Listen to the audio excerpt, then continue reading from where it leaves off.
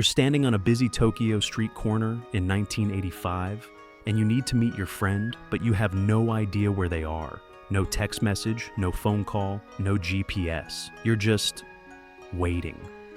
This wasn't a disaster. This was normal. Before smartphones took over our lives, Japan had already built one of the most advanced societies on Earth. But they did it without a single screen in their pocket. So, how did they actually live? How did people navigate, communicate, work, and find entertainment in a world that seems impossible to us today? Today we're stepping back into that world. Welcome to Japan before smartphones. The year is 1980. Japan is entering what will later be called the bubble economy, a time of unprecedented growth and optimism. Technology is everywhere: Sony Walkmans, VCRs, electronic calculators. But there's one thing you won't find in anyone's pocket: a smartphone. The first iPhone won't arrive until 2007. In 1980s Japan, people lived in a completely different rhythm. And here's what's fascinating. They weren't struggling.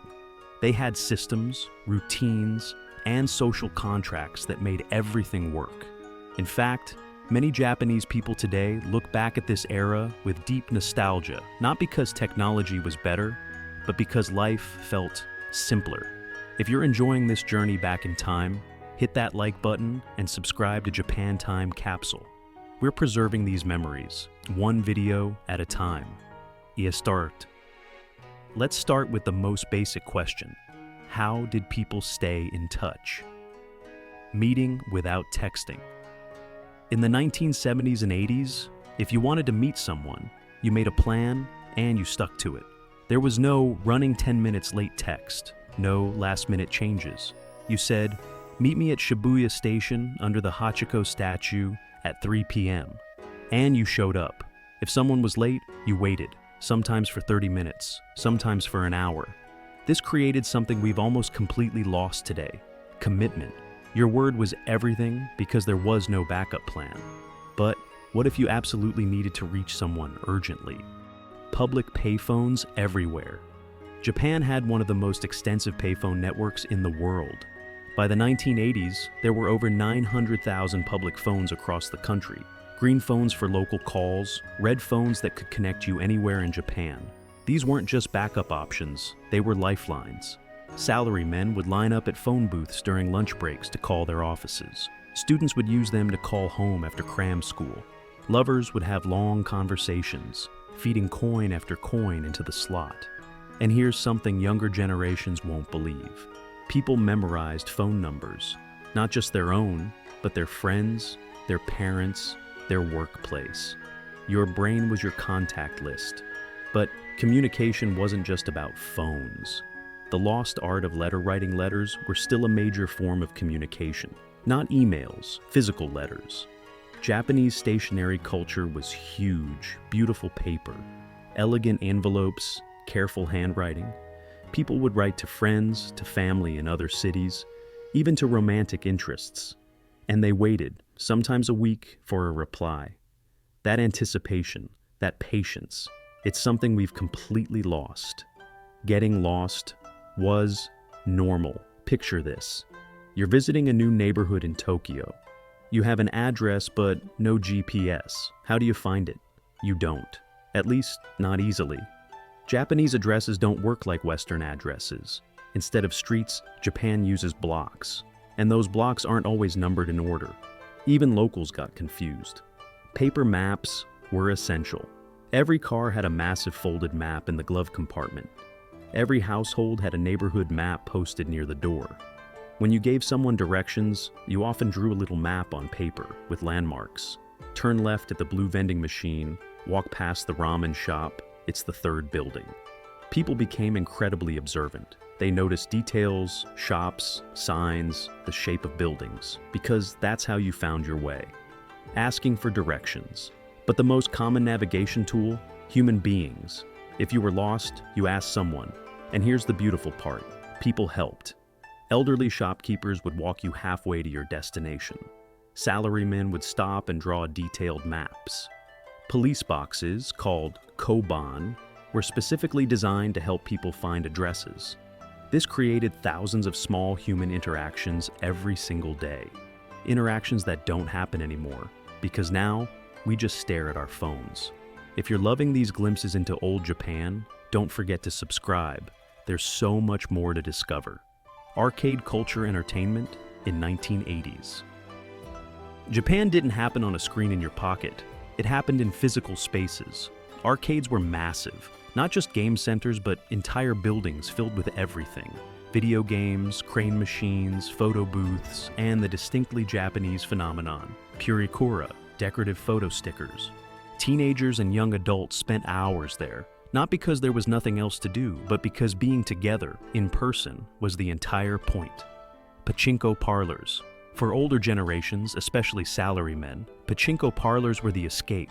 These loud, smoky halls filled with vertical pinball machines were everywhere. After work, men would stop by, not necessarily to win, but to zone out, to decompress.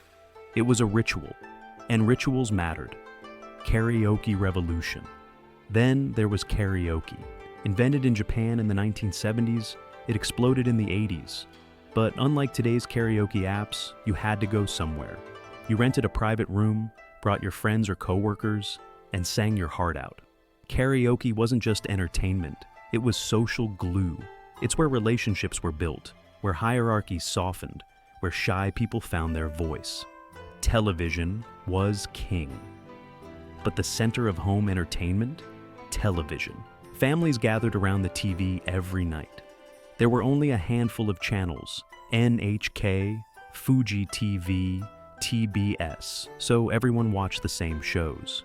The next day at school or work, everyone talked about last night's drama or variety show. This created a shared culture. Everyone had seen the same thing. Everyone laughed at the same jokes. Cash was everything. In the 1980s, Japan ran on cash. Credit cards existed, but they were rare. Debit cards didn't exist. Online shopping was science fiction. If you wanted to buy something, you went to a store with physical money. Salarymen carried thick wallets stuffed with yen notes. Women had coin purses that jingled. Department store culture. Shopping wasn't a solo activity you did on your phone at midnight. It was an experience. Department stores, Depato, were palaces of consumption. Mitsukoshi, Takashimaya, Isetan. These weren't just stores, they were destinations. Families would spend entire Sundays there, browsing, eating in the top-floor restaurants, watching product demonstrations.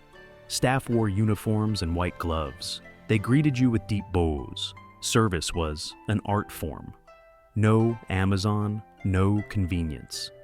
If you wanted something specific, you had to find it. If a store didn't have it, you went to another store. If no store had it, you waited until it was restocked.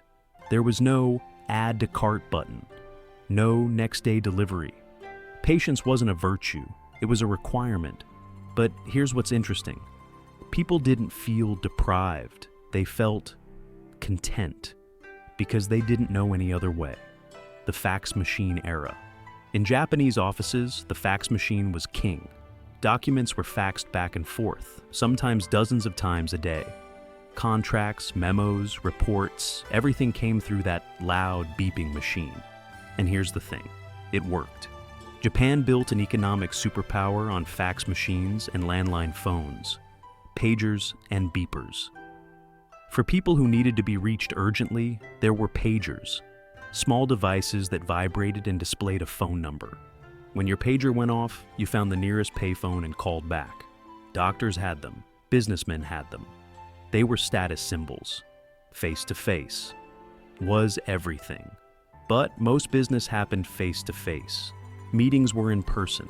Negotiations happened over dinner. Trust was built through eye contact and shared meals, not email threads. This meant longer hours, more commuting, more time away from home. But it also meant relationships were real. You knew your colleagues, you knew your clients. So, what did we lose when smartphones arrived? Maybe we lost patience. Maybe we lost the ability to be bored, to sit with our thoughts.